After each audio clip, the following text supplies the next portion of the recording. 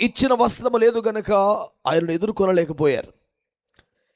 ఈ మాట ద్వారా మనమందరము హెచ్చరిక పొందవలసిన విషయం ఏమనగా, మనకు ఎంత మహిమకరమైన దేవునితో ముఖాముఖి అనుభవాలు కలిగిన వారమైనా,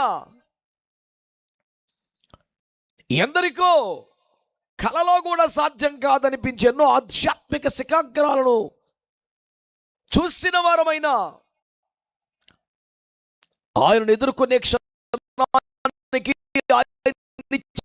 వస్త్రము కానీ లేకపోతే ఆయన ఎదుర్కోలే.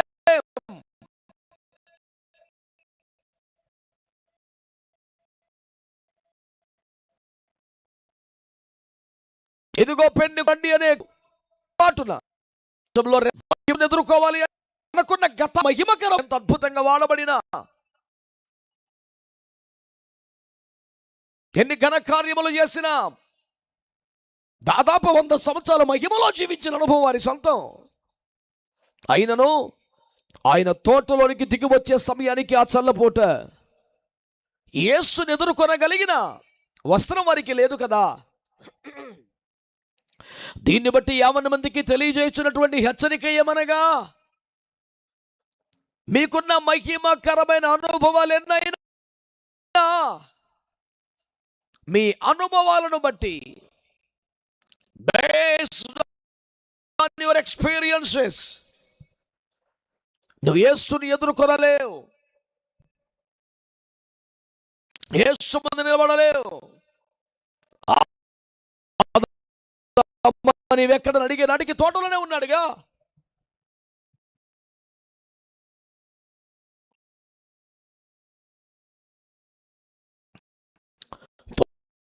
తోటలో సంచరించి స్వరము వినప్పుడు అని దేవుని తోటలో ఉన్నాడు, దేవుని స్వరము కూడా ఇస్తున్నాడు. కానీ ఆయన ముందు నిలబడగలిగిన స్థాయి లేదు.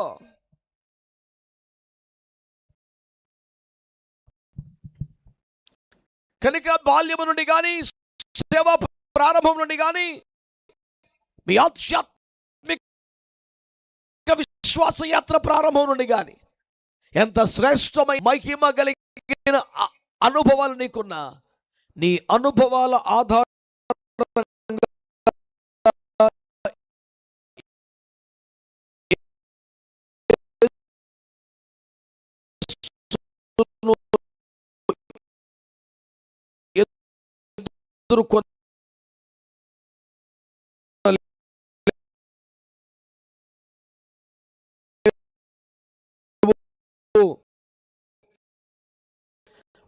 అనే ఒక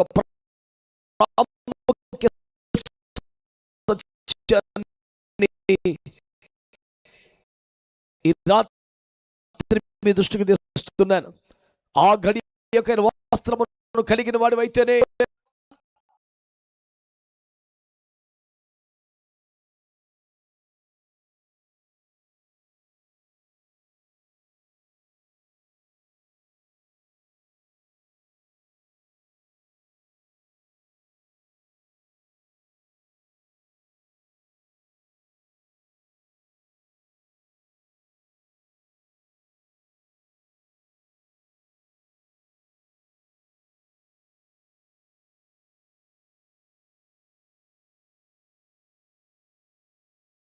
తీయకపోతే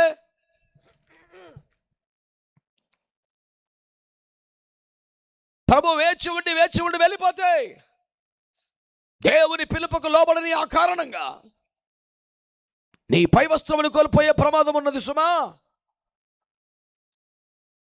అలాగే యోహాను సువార్త 21:7 ప్రకారం యేసయ్య పునరుత్థానం పొందిన తరువాత పరిశుద్ధాత్మను పొందమని, పాప క్షమాపణ అధికారం కూడా పొందమని, మూసి ఉన్న తలుపులట్లుండగానే వారి లోపలికి వచ్చి వారిని ధైర్యపరిచి సమాధానం ఇచ్చి పాప క్షమాపణ అధికారం కూడా ఇచ్చి ఇంత చేస్తే,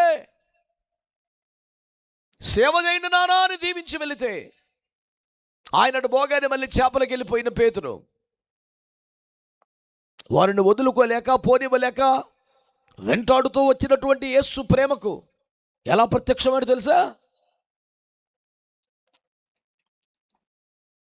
యేసును చూసి చేపలు పడుతున్నటువంటి పేతురు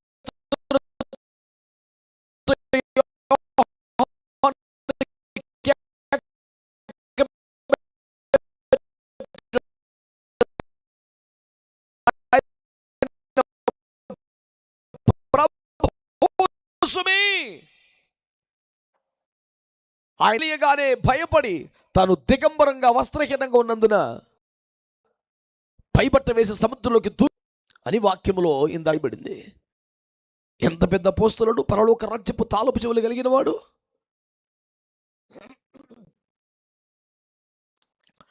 అందుచేతనే మీ అందరికీ మనవి చేస్తున్నాను,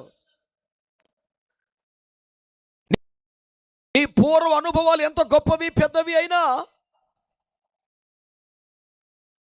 మీరు మీ కుటుంబం ఎంతో కాలంగా దేవుని సేవలో, సంఘ సేవలో తలమునకలైన అనుభవాలు మీకున్నా, క్రీస్తుని గురించి, క్రైస్తవ్యాన్ని గురించి, సంఘ చరిత్ర గురించి మాట్లాడమంటే నీ దగ్గర చెప్పడానికి చాలానే ఉన్నా, ఆయన వచ్చే గడికి నీ వస్త్రము లేకపోతే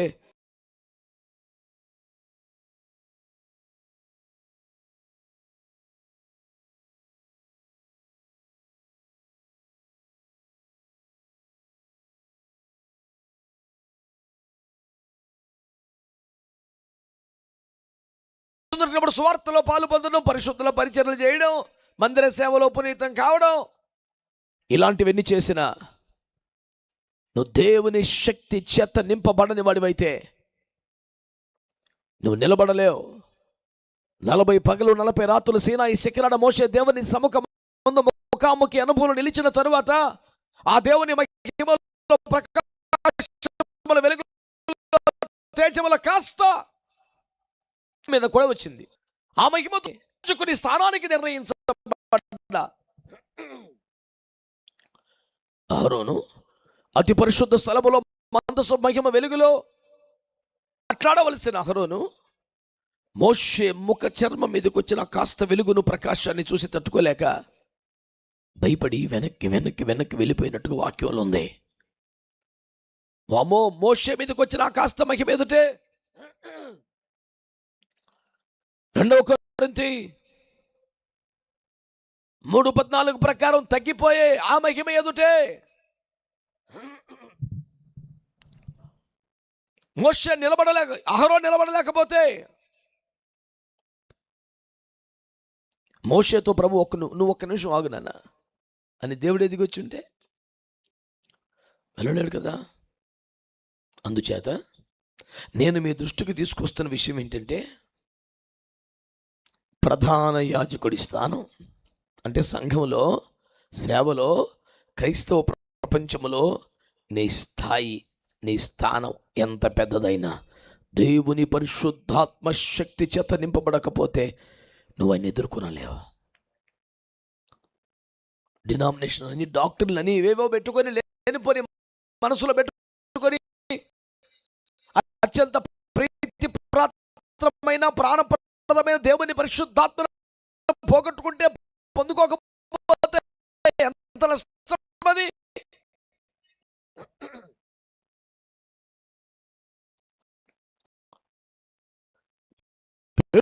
దేవుని మాట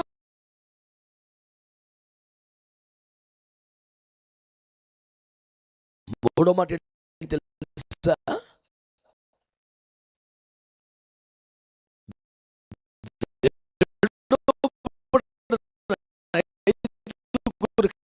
కన్యకలు బుద్ధి లేని వారు అన్నారు. బుద్ధి లేని వారు అనిపించుకున్నారు కానీ వారు ప్రాబ్లం వచ్చింది, మాకున్న ఈ తైలం సరిపోతుందిలే అనుకున్నారు. ఒక 5గురేమో ఎందుకన్నా మంచిది, కాస్త ఆలస్యమైతే, ఈలోపు ఇది అయిపోతే ఎందుకు అని ముందుగానే అదనపు తైలాన్ని సమకూర్చుకున్నారు. ఎందుకన్నా మంచిది అని ఇంకా ప్రయాసపడి, ఇంకా రెట్టింపు కష్టపడి ఆ తైలమును సమకూర్చుకున్న వాళ్ళేమో బుద్ధి కలిగిన వారై లోనికి ప్రవేశించారు. చాలేవో ఈ మాత్రం పద్యాన్ని టూ మచ్గా చేయకూడదు, అనవసరం ఆందోళన ఏం అక్కర్లా. ఈ భక్తి, ఈ ప్రార్థన, ఈ సమర్పణ, ఈ వ్యవహారం చాలే అని సరిపెట్టుకున్న వాళ్ళు బయట ఉండిపోయారు. ఈ మూడో మాటలో తేలే ఫలితార్థం ఏంటి తెలుసా? పరిశుద్ధత ఉన్నా వారు ఎత్తబడలేకపోయారని. దీన్ని బట్టి ఏం తెలుస్తోంది? పరిశుద్ధత అనవసరం అంటున్నామా? లేదే. పరిశుద్ధత మాత్రమే చాలదు, అదనపు తైలమును సమకూర్చుకునే భక్తి కూడా మనము చెయ్యాలి అని అర్థమవుతుంది. దీన్ని బట్టి క్రైస్తవ జీవితం, రాకడ సిద్ధపడడం అనేది ఎంత ప్రాముఖ్యం. 100 సంవత్సరముల మైకిమలో జీవించిన అనుభవం వారికి ఉన్నా ఆయన ఎదుర్కొనగలిగిన సిద్ధపాటు లేక దెబ్బతినలేదా?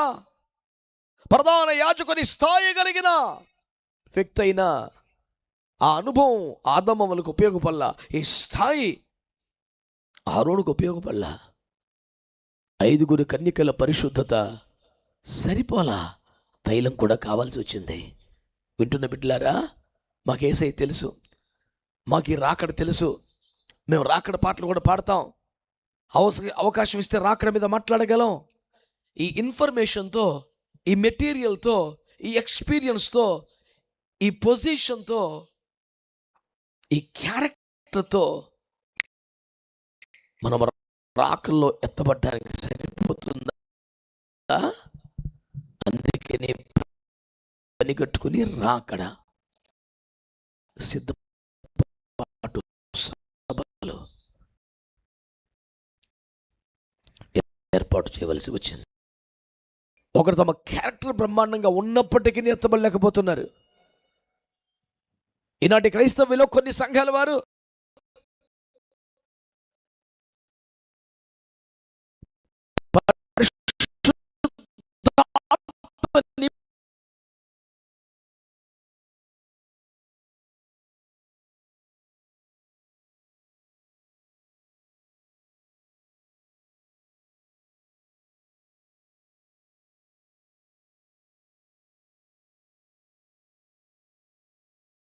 విచారకరం. విడవబడిన 5 బుద్ధి లేని కన్యకలే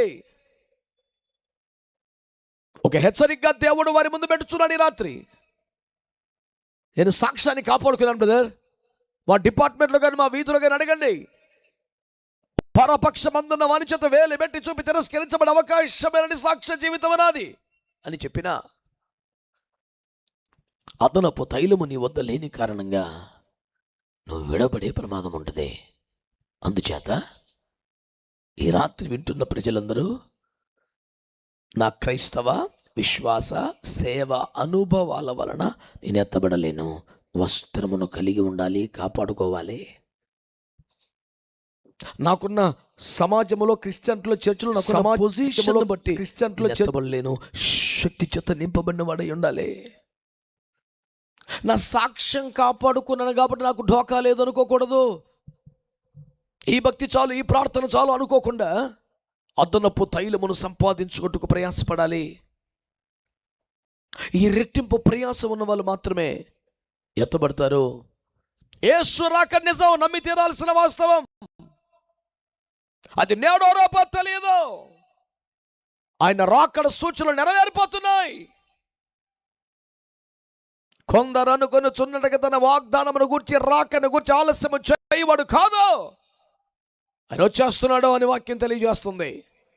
ఈ నేపథ్యంలో క్రైస్తవులారా, పాస్టర్లారా, దైవజనులారా, మీకున్న సేవానుభవాన్ని బట్టి పర్లేదనే ధీమా నీకు వచ్చిందా? వస్త్రాన్ని కాపాడుకున్నావా, పోగొట్టుకున్నావా? నీ రక్షణ వస్త్రం, స్తుతి వస్త్రం, ఆ పరిశుద్ధ వస్త్రం ఉందా, పోగొట్టుకున్నావా? పెళ్లి వస్త్రం పోగొట్టుకున్నావా, ఉందా? ఒకవేళ నీవు యెరూషలేము నుండి ఎరికోకు దిగుతున్న వాడివైతే మెల్లిగా లోకంలోకి దిగుతున్నావా? ఆశలోకి దిగుతున్నావా? శరీరాశ, నేత్రాశ, జీవంలోకి దిగుతున్నావా? ఒక్కొక్క మెట్టు మహిమలకు ఎక్కుతున్నావా? Praise the lord.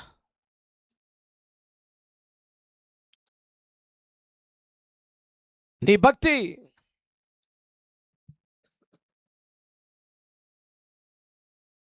నీ ప్రార్థన జీవితం, నీ ఆత్మీయ జీవితం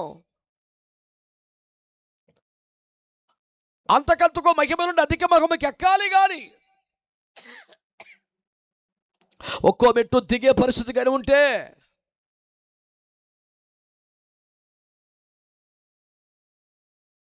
నీ వస్త్రమును కోల్పోయే ప్రమాదంలో దేవుని పిలుపుకు లోబట్టం లేదా విశ్వాసి? తలుపు తట్టి తట్టి ప్రభు వెళ్ళిపోతున్నాడా? దేవుని పిలుపుకు లోబడకపోతే ఒకవేళ నీ వస్త్రాన్ని కోల్పోయే ప్రమాదంలో ఉన్నావు. అంతేకాదు, రెట్టింపుగా ప్రయాసపడకుండా చాలే ఈ మాత్రం భక్తి, ఈ మాత్రం సేవని సరిపెట్టుకుంటుంటే నువ్వు దెబ్బతినే ప్రమాదం ఉంది. కనుక రాత్రి దేవుని సంగమా, దేవుని ప్రజలరా,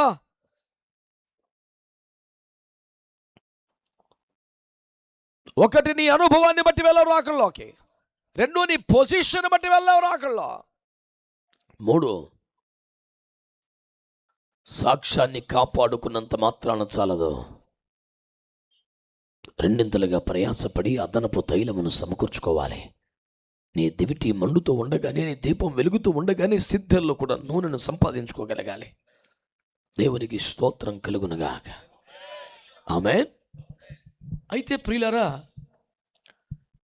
ఇప్పుడు మనము చదివిన ఏలియా ఉదంతంలోకి రాగలిగితే అక్కడ మన ఎదుట ఆశ్చర్యకరముగా కనబడిన ఒక మాట ఏంటంటే, ఇది జరిగిన తరువాత సుడిగాలి వారిని వేరుపరచగా ఏలియా అగ్ని రథములలో గుర్రములలో పరలోకమునకు లేదా ఆకాశమునకు ఆరోహణుడై వెళ్ళిపోయాడు అని రాశాడు. మంచిగా స్తోత్రం చెబుదాం ఒక్కసారి. ఇంతేనా? ఇంతమంది చెబితే స్తోత్రం. ప్రభునందు మిక్కిలి ప్రియమైన దేవుని ప్రజలారా, ఈ మాట విన్నారా? కలిసి నడుస్తున్నారు, మాట్లాడుతున్నారు. అకస్మాత్తుగా దైవికముగా పంపించబడిన ఒక సుడిగాలి ఏలియాను సపరేట్ చేసింది. చూస్తుండగానే ఆ సుడిగాలి అలా పైకి లేపగా అతని కొరకు వచ్చినటువంటి అగ్ని రథాలు గుర్రాల్లో ఆయన ప్రవేశించగానే నిమిషములో రెప్పపాటులో అది మహిమలోకి తీసుకెళ్ళిపోయింది. ఈ రోజున సరిగ్గా ఇలాగే మనకు కూడా జరగాలి. చాలా తక్కువ మంది ఆమెన్ అన్నారు. అలాంటి ఆశయమే లేదా?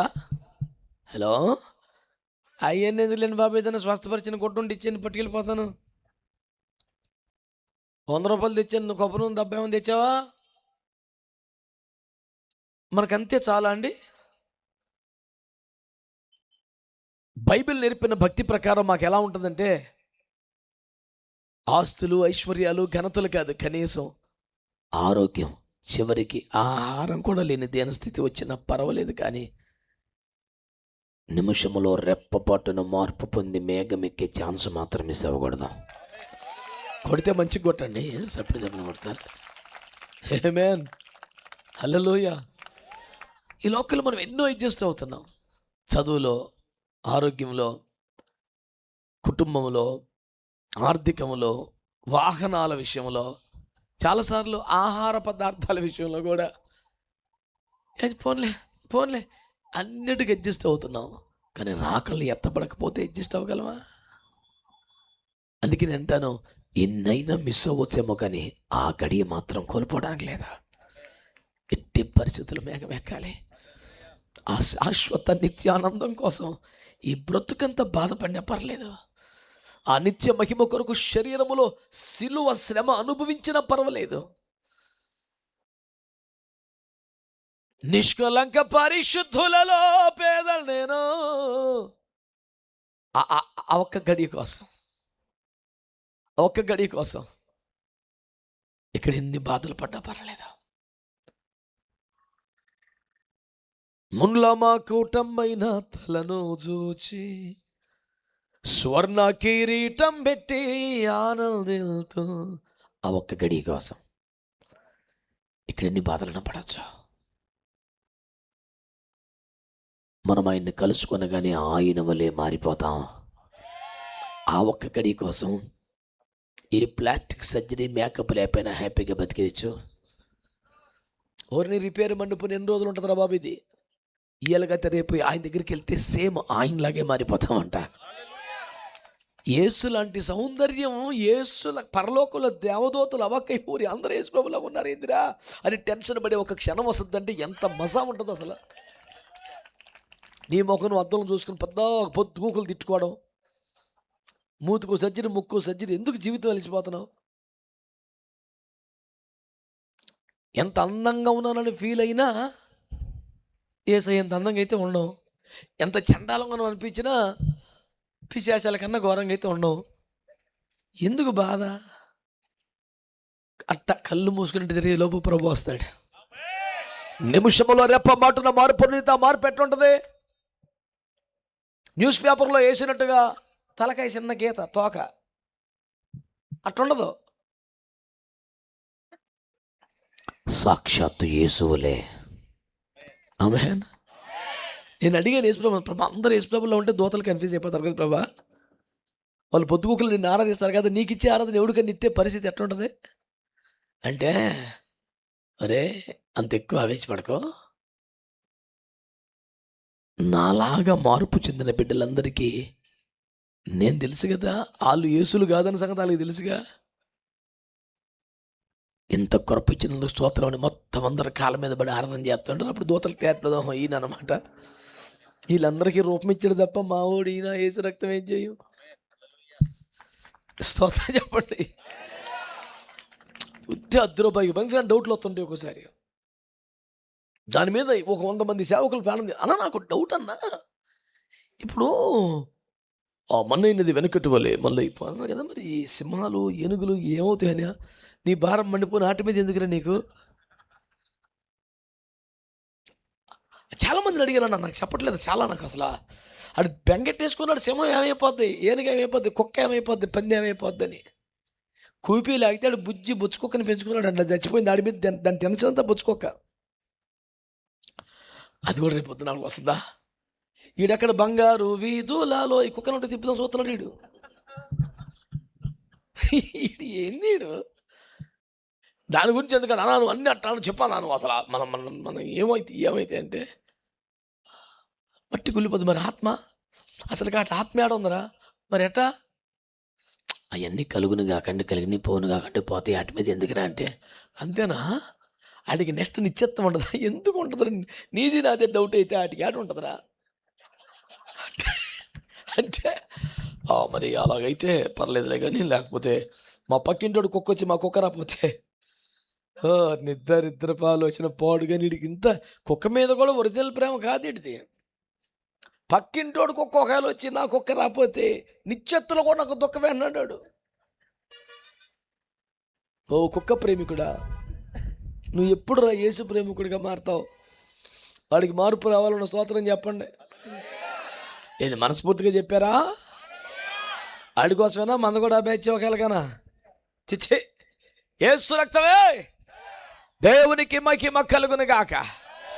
ప్రభునందు నాకు అత్యంత ప్రియమైన దేవుని బిడ్డలారా, ఏలియా వస్తా ఉంటే దేవునికి స్తోత్రం కలుగును గాక. ఒక సుడిగాలి వచ్చింది, అతను ప్రత్యేకపరిచింది. అగ్నిరథాలు గుర్రాలు పరలోకం దిగి అందులో కూర్చున్న మహిమలోకి వెళ్ళిపోయాడు.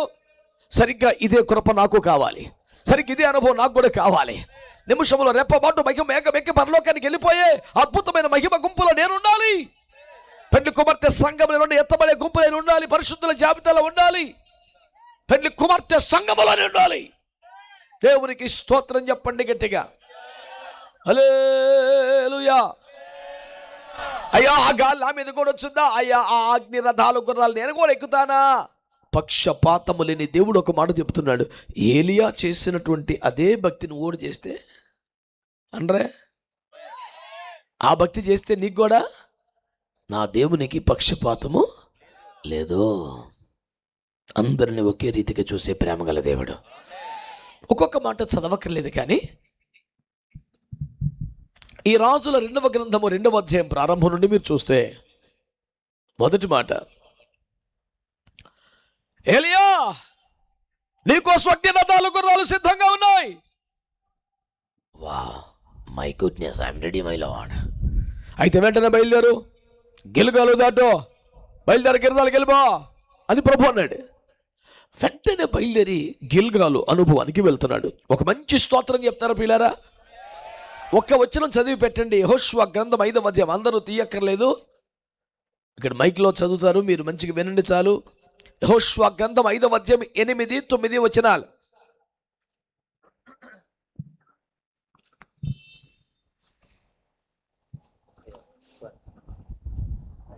అయ్యా, కాబట్టి ఆ సమస్త జనము సున్నతి పొందుట తీరిన తరువాత తాము బాగుపడు వరకు పాలెములోని తమ చోట్ల నిలిచిరి. అప్పుడు యెహోవా, నేడు నేను ఐగుప్తు అవమానమును మీ మీద నుండకుండా దొరలించి వేసి ఉన్నానని యెహోషువతో నెనెను. అందుచేత నేటి వరకు ఆ చోటికి గిల్గాలని పేరు. అందరూ ఒక మంచి స్తోత్రం చెప్పండి. హల్లెలూయా. నా వైపు చూస్తూ ఈ మాట త్వరగా వినండి బిడ్డలారా. ఇశ్రాయేలు ప్రజలు ఐగుప్తులోంచి బయలుదేరి వాగ్దాన దేశానికి వచ్చారు. ఆమేనండి. అలా బయటికి రాగానే దేవుడు వరకు సున్నతి జరిగించమని చెప్పాడు.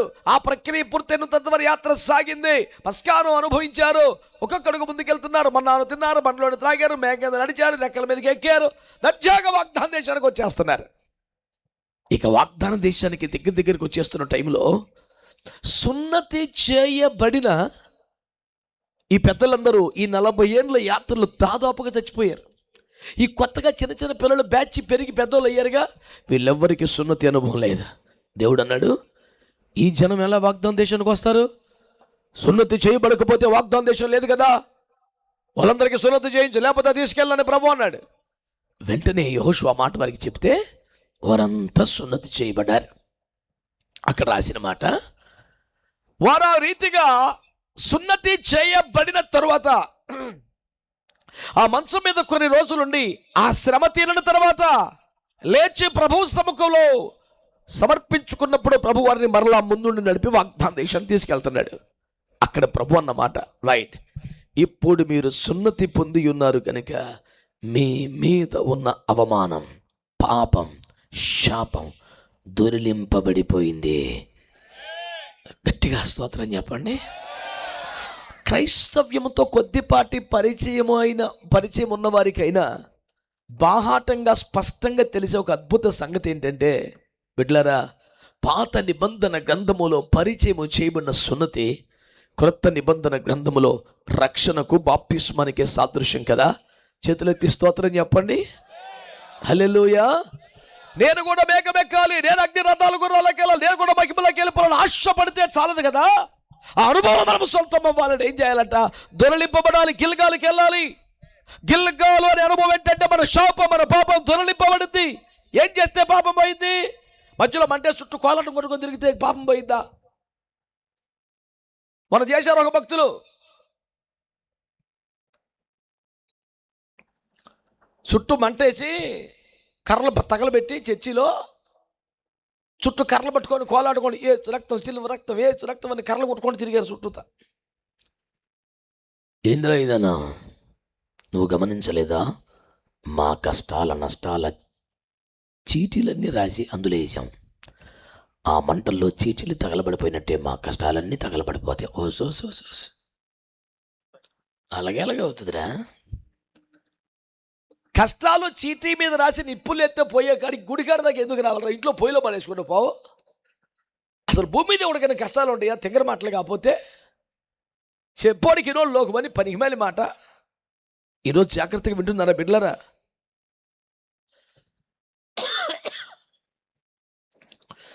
నీ పాపాలు తొలగించబడేది అలాగా.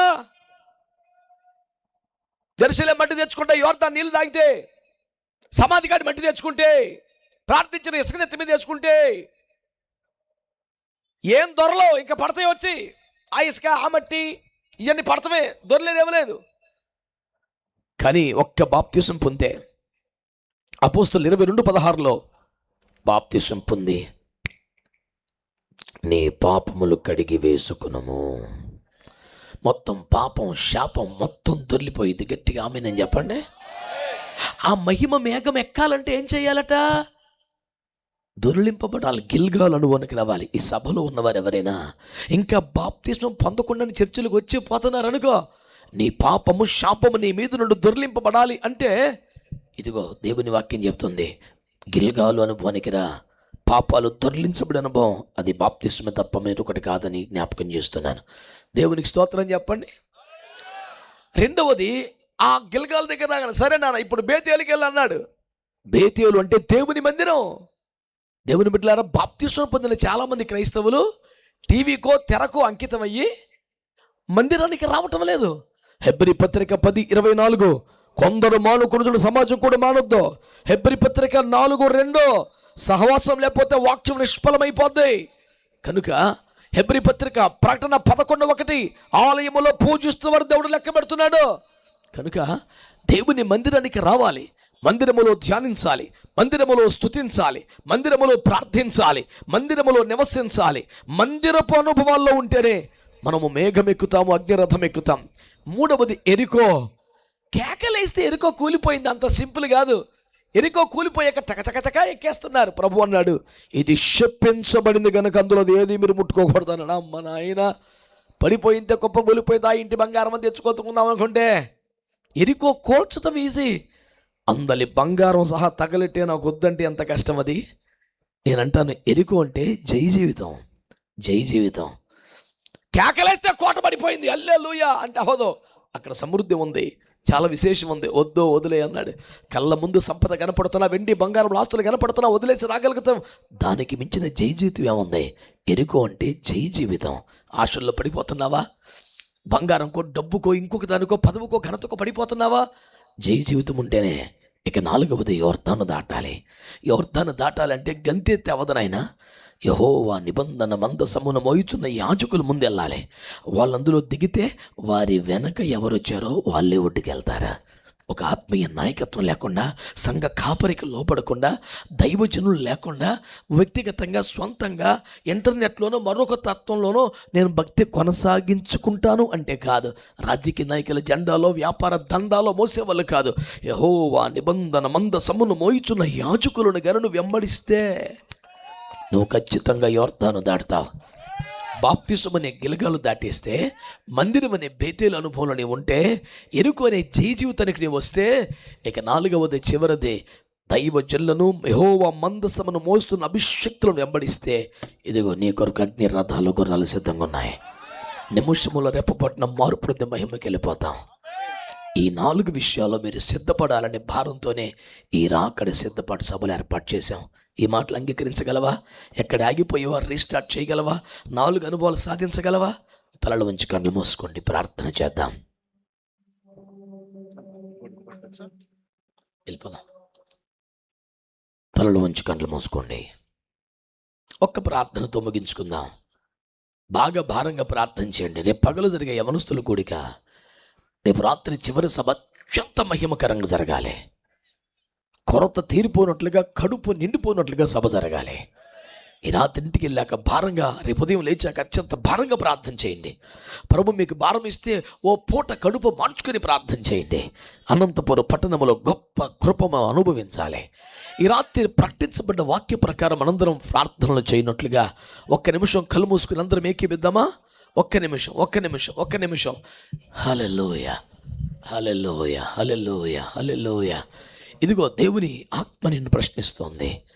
నీ అనుభవం, గొప్ప సేవ చేశాను, ఈ అనుభవం పనిచేయదు. ప్రధాన యాజకుడి స్థాయి, ఈ స్థాయి పనిచేయదు. మంచి సాక్ష్యం ఉంది సార్, ఇది సరిపోదు. నీవు సరైన సిద్ధపాటులోకి రాకపోతే దెబ్బతింటే అవసరమా? అందరూ నోరు తెచ్చి ఒక ప్రార్థన చేయండి. ప్రభువా, నేను కూడా గిల్గాల్ అనుభవంలో రక్షణలోకి రావాలయ్యా. నేను కూడా బేతేలు అనుభవంలో, అనగా నేను కూడా మందిరంలో నాటబడాలి ప్రభువా. అయ్యా, నేను కూడా ఎరుకు అనుభవం, జై జీవితం కలిగి ఉండాలి. నేను కూడా ప్రభువా, ఎవరో ఒకరిని ఏదో ఒకటి కాదు, టీవీకో తెరకు అంకితం అయిపోవటం కాదు. యెహోవా నిబంధన మందసమును మోయించిన అభిషక్త సేవకులను వెంబడించాలి. అప్పుడే నా కొరకు ఆ మహిమ మేఘం ఎదురు చూస్తుందని నేను నమ్ముతున్నాను, అంగీకరించాను. ఈ మాట నాలో స్థిరపరచు. ఎంతమంది తీర్మానం చేస్తారు? అలవాటుగా చేతులు ఎత్తున్నా. నిజంగా నీకు తీర్మానం కలిగిందా? బాప్తిసం పొందిన వారు బాప్తిసం తీర్మానం చేయండి. మందిరానికి వెళ్ళని వారు ఇక మీద క్రమంగా వెళ్తాను, స్థిరపడతాను తీర్మానం చేయండి. అన్నీ ఉండి కూడా జై జీవితం లేకుండా డబ్బుకో, తిండికో లొంగిపోయే రకమైతే జై జీవితము తీర్మానాలు చేయండి. చివరిగా దైవజనుల్ని, అభిషక్తులు వెంబడిస్తామనే సమర్పణలోకి రండి. నిజంగా ఈ 4 విషయాల్లో ఏదైనా తీర్మానం మీకు కలిగితే మీ కుడి చేయి పైకెత్తండి. మీ కుడి చేయి పైకెత్తండి. నియమించబడ్డ సేవకులు మీ కొరకు ప్రార్థన చేస్తారు. ప్రార్థన.